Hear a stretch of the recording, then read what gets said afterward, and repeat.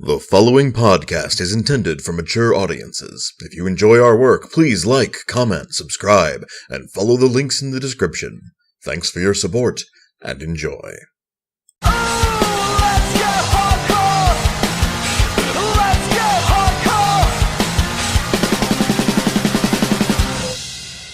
Greetings and salutations, listener. It is I, Eric J. Chucky, joined, as always, by another guy who forgot we had a podcast to do, The Boy. Hey. Okay, yeah, no sense burying the lead. We like you guys, listener. We like you. We want you to have a podcast on time. It's important to us for personal reasons that we keep up with the podcast. And those are the reasons you're getting a podcast this week, because both of us just plumb fucking forgot we hadn't recorded one until the 0 hour. Basically, I mean, you asked me on, I think Friday it was, whether or not I wanted to watch Battle Royale for the podcast. Roulette, yeah. And I was like, I really don't, and I still don't. This was a weird weekend anyway, not for any, real reason. It just ended up being kind of strange. Anything else we could have done because of the time it is right now and other obligations we have was just not feasible. So, today we bring to you something I don't believe we've done in years. I don't think it's been that long. We haven't done it this year, but That's a really shit joke. But he doesn't say months funny. We're taking the worst part of a better podcast and we're giving it to you. It was this to try to find another fucking nerd questionnaire. And we did them all. We did it. We did the fuck, marry, kill Pokemon one, alright? We did all of them. There's no going back from that. There's no going back. Fuck. Steam releases! Steam releases. We had some fun last time, actually, so I'm not too worried about this. This is for the week of January 14th, 2018, if you guys follow the star date as we do. Starting out with Sea Dogs. I'm going to Google that in the Steam right now. Sea Dog. Ooh, Rise of the Tomb Kings came out. This looks like it's on sale right now. Yeah, it's on sale. It's 10% off. It's got 10 positive reviews. Looks like it's role-playing. Oh, that's ugly. Yeah, this is 2001 shit. That is. Initial release date November 25th, 2000. So 2000, hey. It's just probably got its PC release then. Yeah, I guess. It's a pirate RPG. Yeah, it's a pirate RPG. Can you not afford Black Flag? Here you go. No. Although I doubt any of these men sing unending sea shanties. So. That's the only reason I played that game. To bother us with sea shanties. No, to enjoy sea shanties, you self-centered prick. I liked those. Let's see. Next up, we have Shotgun Legend. Yeah, Shotgun Legend. What happens when I click this link? Oh, it goes to an ugly website. Well, we're done there. See if that's on Steam. Yeah, it is. It's $5 from Wastebasket Games. That's promising. It's created by a guy. Eugene must battle aliens and the undead in search of a truck rim, as it seems to be his ticket home. Shotgun Legend. Oh, it just looks like a pixel art game, man. Yeah, it looks kind of like, it's got a little Legend of Zelda vibe. It's got kind of a shooty vibe. It looks kind of like a shitty, like a shitty Gungeon. Well, yeah, Gungeon or, oh man, it's in my fucking list. The game with the sad child. The Binding of Isaac. The game with the sad child. He attacked people with tears. I don't want to hear anything. Okay, next thing. Yes. Continuing with our theme of guns, we have Gunhouse, which might not be on Steam. No. No. Time to Google. Yeah, Gunhouse. Oh, it's for NSW. I don't know what the hell that means. Nintendo Switch, maybe? Yeah, that's probably the Nintendo Switch, yeah. Yep, Gunhouse for Nintendo Switch. Also on Amazon devices and Windows Phone. It's probably on the Switch store. There's a reason the Better podcast, no, the whole PC's muted, doesn't do these full lists anymore. Yeah, because some of these are bad. It looks like a match 3. Maybe. You know what? Move on. Yeah, it looks like a match 3. Looks Not boring bad and art bad. style. Street Fighter 5. Arcade edition. Actually, I'm pretty thrilled about this coming out. But it's coming out for PS4. Yeah, and my PS4 is elsewhere right now. So, but when I get back to it, there are a lot of great updates for Street Fighter 5 going on. I'm not going to force the boy to listen. 4? I think I said 4 before. Yeah, Street Fighter 5. I'm pretty sure you said 5. But, yeah, lots of changes going on, lots of modifications, and they're dropping that new set of fighters, including Blanca and all kinds of crazy dudes. So, Rocket League. If you have more to say, by all means, say it. I'm not super attached to the premise. No, I don't. Like, I haven't researched. I'm not prepared. It would be a lot of me wikiing things. That's fair. Rocket League Collector's Edition. I've never played Rocket League and I don't give a shit. If you have, you know what it is. And you've already bought it. Coming out for the Switch. Yeah. You play Rocket League on the go. You see, NSW confuses me because it's just one letter away from not safe for work. But the Switch is very safe for work. Yeah. It's a family program. Anyway, Inner Space. That seems to be coming out on PC, so let's see if it's on Steam. If it's coming out on PC, it's probably on Steam. Yep, sure is. Here we go. This is coming out on the 16th. It's a flying game. In a high graphics. The highly Inverse, stylized. a world of inside-out planets with no horizons. It kind of reminds me of Abzu. Was that the name of that game? Sure. Or Journey? I'm trying to figure out what kind of game it is. Flying. No, I gathered that, but like, is it a fly sim? No, it really reminds me of Journey, and I want to say the name of that game was Abzu. Let's see who developed it here. Maybe they did the other ones. Nope, this is their first game on Steam anyway. Well, it looks really pretty, so if you like pretty stuff, maybe check it out. Let's see, Nightmare Boy on the Nintendo Switch. I gotta go what Nightmare Boy is. Mostly just things I'm afraid of. I'm not saying them on the internet because I know you, internet. Here we go, a logo. This is super exciting for you guys, right? I mean, you can Google along if you want. Yeah, you can. If you listen to this in your car on your way to work or whatever, you know. I apologize, but I mean, it is what it is. Yeah. We know you just subscribed to hear our dulcet tones. Hey, listener, how are you today? You look ravishing. I like what you've done with your hair. Have you had your morning coffee? Because you're looking hot. Okay, it's a platformer. Oh, yeah, it's a little beat-em-up-y platformer. Kind of reminds me of Earthworm Jim if Earthworm Jim had been made on Newgrounds. And had the art style of Invader Zim. Like I said, if it had been made on Newgrounds. No, this is okay. I don't know if I'd pay money for this. I don't know that I would either, but... But, like, there's a subsection of people who really miss the Newgrounds vibe. So, yeah, I can see somebody who'd be really into this. Yeah, it's kind of like got a little bit of a tiny bit of Castlevania vibe. It doesn't look like it hates you enough for it to be the kind of platformer you like to play. I don't know, man. Hold on. Yeah, look at this tall boy.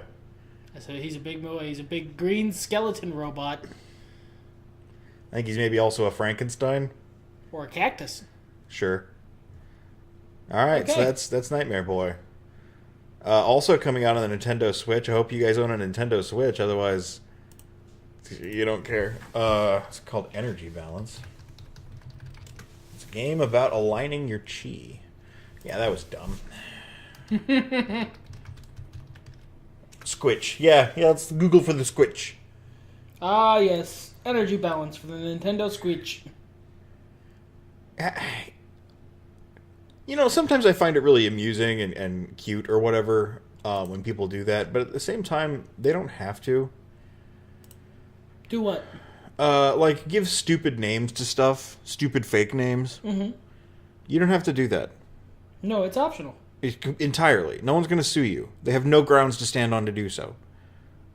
Like, there's a certain degree to which you can't talk about stuff, but, like, you're never going to cross that line. It's a number puzzle. It's like a like a block swapping Sudoku. I mean, yeah, it just sort of looks like Sudoku. With a weird space cat. Yeah, I'm done with that sentence. All right. Albert and Otto is coming out on the PS4. You know, this list has the ability, this list we're working from has the ability to filter for different platforms. So if you just wanted to not give a shit about the non-PC games, we could do that. Well, I mean, we could. Hey, this is weird. Looks like little paper cutouts. Black and white. Evil Smoke, that's good. Spooky House, Weather Vane. Okay, buddy, we've just evolved into describe the things you see on the screen. There's a cat looking out the window, a car pulling out to go to work. And you can't possibly know if he's describing the game or just our house. I don't know, looks like a cross between Limbo and yeah, it's got a very Limbo. I mean, it just sort of looks like Limbo. Pinstripe, a little bit of Pinstripe in there too. It's got the puzzles. It's got the it's a puzzle platformer with a very stylized, like pseudo gothic style, sort of fairy tale-ish. Yeah, they made Limbo again. Let's just go and filter. Let's go and do that. How do we? Oh, here we go. Let's even just go to Steam. Oh, wow! What all of these platforms? You making some of these up? Fuck. Ain't nothing coming out on the SNES, man. You know what? Just PC. Just PC. Just PC. All right. PSP. PS1. PC. There's an empty spot. You Ooh, know what that is. That's that good shit. Oh, that's because we were out. We got Nantucket. All right, let's find out Nantucket. Let's find out what Nantucket is. Nantucket. Yeah. Chase after Moby Dick and live through the golden age of American whaling in this seafaring strategy game. What the fuck? Yeah, you live Ishmael's story. The sole survivor of the Pequod, a few years after the events narrated by Herman Melville in his masterpiece. What an interestingly specific game. Yeah, that's a very okay, all right. So ostensibly it's a naval management, strategy game. Yeah, it's if you're the kind of casual scum that I am, it's that part of Assassin's Creed 3 where you sent your ships on missions to try and get money back. You're doing that's just the whole game. Yeah, only it's all right. Look, I don't see a lot of call in fiction for stories about the golden age of whaling. Gotta chase that pale devil, look into his horrible eye. White whale, holy grail. Okay.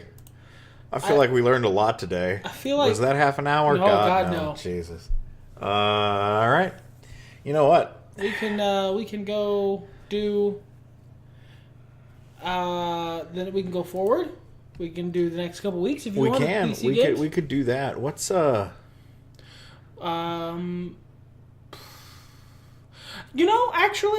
this sort of gives me a question. Sure. What's like an era of fiction you don't see enough of? An era? Yeah, like the golden age of whaling, or the age of sail, or the Napoleonic era, or like what's I'd like to see a lot more stuff in pre-communist Russia. Oh, like actual Tsarist Russia? Yeah. I think because there's such beautiful architecture that was so colorful, especially back then, because it was new, and also they hadn't communismed it up. They hadn't torn everything down for the industrial regime. That would be really cool to have even an Assassin's Creed game. As much as I'm not a huge fan of those, just in that beautiful area. Honestly, the most recent Assassin's Creed that came out, I'm drawn to it just because of the really cool setting. Yeah, cool. Egypt, awesome. Oh, like the beginning of the Assassin Order, double awesome. Oh, I love RPGs. I can't think of anything I want to be an RPG less than my cool assassin game. You are not high enough level to do the cool assassin thing to this guy. You have to go cool assassin rats for the next 10 hours. Those two things don't mix. Assassin's Creed should not be an RPG. Hey, listener, the boy is much farther up on viable complaints about the latest Assassin's Creed game than I am, and I just wanted to stop to say that your breath smells wonderful this morning. Did you brush your teeth with stardust? Because your smile sparkles. Okay, so you went really, really quickly from friendly to creepy. That's my move. I don't know if you've met my wife, but that's clearly my move. You know what? That was unfair. Yeah, it clearly is. That's interesting. I can't really think of one offhand myself. I mean, I would not necessarily for like a video game, because we've had a video game in the colonial United States. Sure. Really prominent one really recently. But like, I think I might like the idea of like a role-playing game set there. I DM'd one briefly. Yeah, we didn't really get to like colony stuff too hard. Like it was very a wilderness town foundation thing more than like, you know, the boardwalks of Boston. But if you think about like pre-revolution America, sure, it's almost perfect D&D. Yeah, definitely. And honestly, like, you got, I know like, isolated towns that might have need of 4 to 5 murder hobos to set things right. I also I know there's a lot of stuff for this, but I'd love to see more Wild West stuff. Like, I was doing some reading about Deadlands last night, and like, I don't know that like as a system it's something I'm really into, but there's a lot of great ideas there. You know, I actually, you probably know, you might not remember because I do this so often, but I made a role-playing game character to specifically be played in a Wild West game. Yeah, no, I remember. With no prompting, based on no idea that might be a thing. It's the thing I do, listeners. I make role-playing game characters who I'm never going to get to play because I like making myself sad. I like making him sad too, so I never invent games for him to play them in. But, I agree with you. Like, there are systems for all this stuff. Did you know there's actually a role-playing game system for the American colonies? I wouldn't be surprised. It's called Colonial Gothic, I believe. You know, the problem is that, like, a lot of these systems can be really dense or different for the sake of being different. Well, Except for when they have a stupid amount of overlap with what's already established. Because one of my problems with Deadlands, for example, is that a lot of the magic overlaps so hard with typical Dungeons and Dragons stuff that it like immediately sucks me out of. This is the Wild West. Yeah.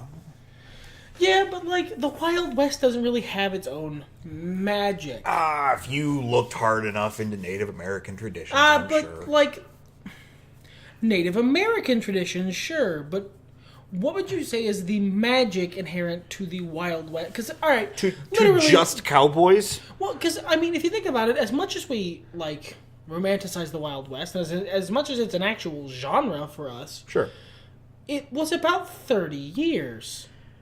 There's not actually a whole wealth of cultural, like, of steeped cultural mores there. Well, and I think, honestly, that, like, that's a setting, that's a game style that doesn't lend itself necessarily to magic very hard. No, you'd want something a little grimmer, a little grittier. Yeah. But, like, at the same time, you got into a gunfight, you got shot in the arm, congratulations, your arm has to get chopped off, your character needs retired. It's not a fun game to play. Well, and, you know, that's why you have, like, faith healing and stuff like that. But you could have alchemy in the form of snake oil salesmen. Yeah, well, and they do that. Like, Deadlands does that. But, I don't know, sometimes it rings hollow, I guess is what I'm trying to say. The effort is there, but only just. Except in other parts of the game, the effort is so good, you know? But, I as much as I like supporting independent game designers, because I am one, sometimes those games are just not great. Like, there's a reason they didn't get picked up by a bigger publishing house. And even if they are great, they might just not fit what you or I like out of a game. Oh, sure, there's that, too. As an example, I will say this. I've said this on the podcast before. I think I'll say it again. GURPS, the General Universal Role Playing System, I believe is what it stands for. I've forgotten. Or generic. Or generic. Universal, whatever. Doesn't matter. GURPS is incredibly well designed. I find it insufferable. See, GURPS to me is a little too much of New World of Darkness issues where, you've got the core book, but if you want your Flavor Town, you have to buy this supplement. And added on to that, it's just so... It's got a similar problem to Palladium games, to specifically Rifts. What do you want to play? Well, I don't know. What is there? Everything. Everything is possible. Literally everything. Y'all got to narrow it down, dog. But it's well designed. For what it is, it's not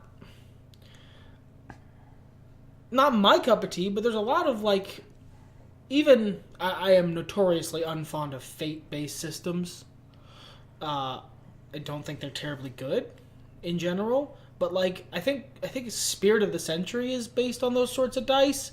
And I think that really encapsulates that sort of style of role-playing well, even if I don't like the system myself.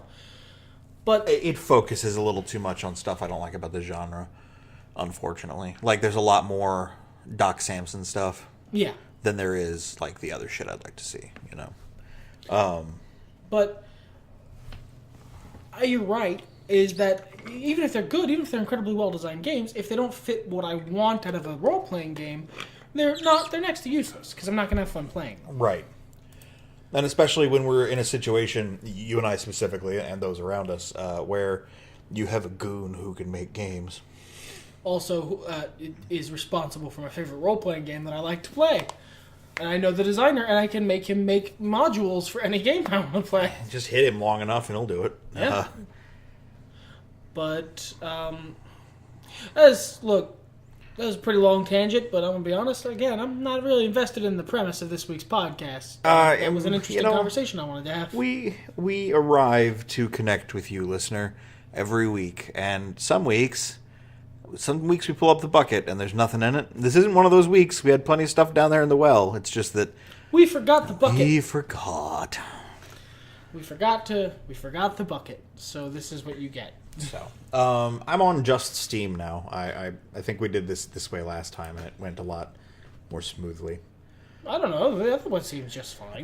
Yeah, I'm just getting a lot of shit from console releases and stuff like that. Yeah, I mean, why would you care about console releases? Clearly, PC is the most superior platform. Among the 72 cell phone games that were being released on the Nintendo Switch, I can play 0 of them. So I have really, so little of a framework. Listener, you might want to play this game because I hear it handles well on the Switch cons. You might want to get your Splatoonical... I don't any more than you do, and I know these terms, and I know you do too. Shut up and let me be an old man. No. I don't know shit about... I have no frame of reference to advise.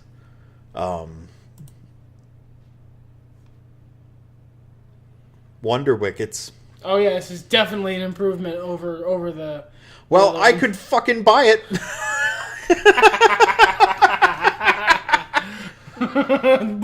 But do you want to? No, it's not my kind of game. Do you want to buy pinball mini golf? It looks cute. If this were the kind of thing I was into, it looks like the Kirby thing that Game Grumps are playing constantly. It looks like Kirby's Dream Course, but just really cute graphics. I don't know. This is nice. If this were the kind of game you like, definitely 110%. I think this looks like a good one. I don't know how much it is. It's not out yet. That's why. Realm of the Ghost King.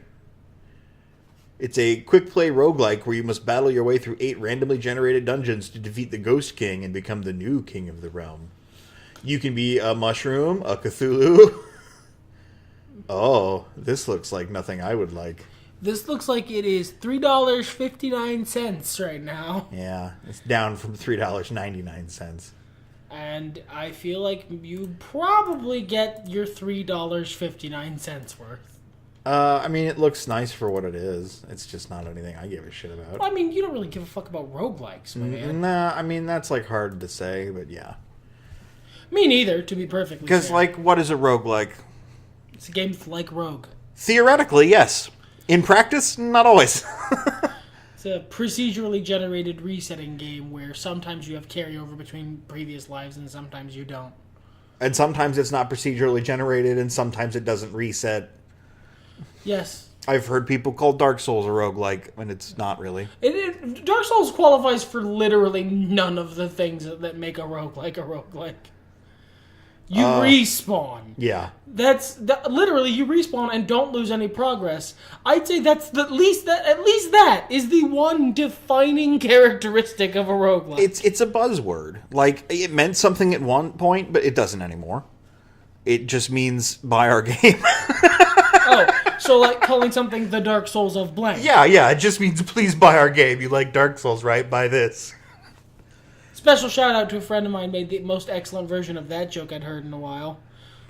We recently had a very, very bad bit of weather, and he texted me that he only got home like 2 hours after the end of his shift, and he said it was horrifying out there. It was the Dark Souls of driving. And I laughed for a goodly long time. I've been watching this trailer for Nog for about a full minute now, and I have no idea what the fuck is going on. It says it's a puzzle game. It's by Double Fine. You grab? Do you? What am I grabbing? What am I controlling? Why is that man in the bath? Discover secrets? I guess, is that the secret? It's music time. Now there's birds. It's Chukins. Treasure chest! Good. We're back to just describing the things we see. The ultimate form of this podcast. The ultimate form of this podcast is saying a bunch of lines from a movie the listener has never seen. We need to stay as far away from that power as possible. I don't know what the fuck is going on in Nog, but this is the greatest game I've ever seen in my life. If you suck Double Fine's dick, then you'll buy it anyway, so who gives a shit? Ooh, somebody got salty there at the end of our fun Nog session. Yeah. Halu Nazi. That sounds good. Wait.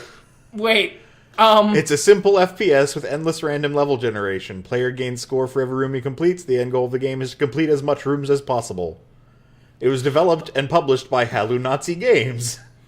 Use XP to buy and upgrade weapons. It keeps changing colors for reasons I'm not entirely certain. I'm not comfortable with this. This game doesn't make it clear whether or not I am the Nazi. You know what? I invite you, listener, to look at the game's page and make your own decisions. Cave Brawlers. Oh, it's by that man. That's the least helpful thing you've ever said. A man appeared. The game is by him. He had a mustache. This is an audio medium. It said his name right beneath his portrait. I was too busy looking at his mustache. This is a 2D hack and slash that takes inspiration from games like Castle Crashers, Wonder Boy and Monsterland, and Shovel Knight. No, this is fucking hideous. This is pretty... Look, I would be upset if this was a Newgrounds game.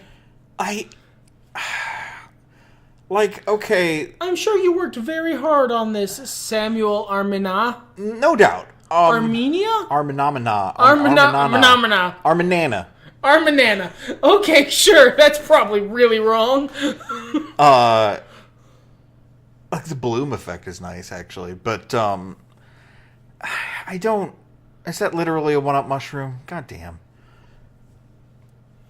Look... There are a lot of types of graphics that are accessible and, like, appropriate for pixel art games. I'm not as fond of the resurgence of fucking Atari 2600 graphics. Yes, it looks like Pitfall. But it looks better. Pitfall looks better than that in its simplicity. No. Like, there's a stylization thing going on. No, I'm being a dick. This has got way more colors and it's got more detail. But, like, this is only so much better than the fucking hero from Adventure. I mean... If this had the same kind of graphics as, God, what is that game I keep playing with the Viking that I can't beat? You know what it is, listener. Volgar? Volgar, yeah. I mean, those are some pretty ugly graphics, but they look like an ugly Genesis game. Not something I made when I was 12. This looks like it was made in MS Paint. Mm-hmm. Legitimately, it looks like it was made in MS Paint. And that's exactly what I was trying to say by I made it when I was 12. It does look like it was made in MS Paint with a couple of After Effects. If you find that graphical style charming and you want to delicately stab at your enemies with a sword, then go for it. But I'd have a hard time recommending Cave Brawlers at $7. Yeah, I know. Snowfall. Oh, incredible evil has attacked your world. Destroyer of the worlds that absorb whole galaxies. That looks like Mega Man. There is only one way out. This is to stand up for protection and destroy the destroyer of worlds. Which has a beginning quotation marks, but not an end quotation Russian. marks. Yeah, that's Russian as hell. This looks pretty neat, actually. Yeah, This is fast-paced. It's got nicer graphics. It reminds me a little bit of Electro Man. Or the original Duke Nukem, but with, like, way cooler weapons. Nobody. That looks like Mega Man. The guy is shaped like Mega Man. I'm not going to argue with that. So but, gameplay-wise... Gameplay-wise, it looks like faster Mega Man, to be fair. Just some of the ways the levels move and the complexity of the levels, the way they're set up, reminds me more of the original Duke Nukem or Duke Nukem 2. Or Commander Keen, for that matter. I don't know, this looks pretty groovy. It doesn't say how much it is. I'm going to go ahead and throw it on my wish list. That looks pretty neat. It's not even out yet. No, it's not. It was set for... the 15th. Today, technically? Yeah, so... So later this... so no, it was actually about a day late at this point. Go figure. Rim 9000. Too many jokes. If this epilepsy warning. Oh, okay. All right, you have my attention. It's a hyperkinetic shooter inspired by Akira, Neon Genesis Evangelion, and Guxt. It's a bullet hell. Wow, it is a seizure-inducing bullet hell. Holy shit. There can't possibly have been an accident like that they had to put in later. Like, that was specifically designed to fuck with epileptic people. Well, I mean, a unique high-octane experience conceived to stimulate your senses and make your eyes and ears bleed. So, I mean, yeah, okay, fair enough. Yeah. They're not bearing the lead. I'm good. I hate fucking shmups. And I hate that word also, so... So don't say it. No, I said it to keep my hate. Maze Walker. Ooh. Seriously big labyrinth for everyone who likes great challenges. This maze is exceptional by the fact that you can add few interesting elements yourself, such as zombies and moving walls. There's a dragon... This game is $1.99. Yeah, it looks $1.99. It does. No reviews. It looks like a satisfying $1.99. This looks like Tungulus, man. Tungulus was the intellectual game of our age. Tungulus is game of the year 2017. Clearly. The deeper meaning and messages in that. Have you found the secret level? Look at the monster. I know, he was crawling after me. Oh boy, oh boy. That looks like about $2 of entertainment, which is a shame because it looks like a hell of a lot more effort than that. What are we sitting on time-wise here? Oh, sick! We made it! That's the best way we're ever going to close out a podcast. Woo! Too real! Everything's better when nerds talk about it later.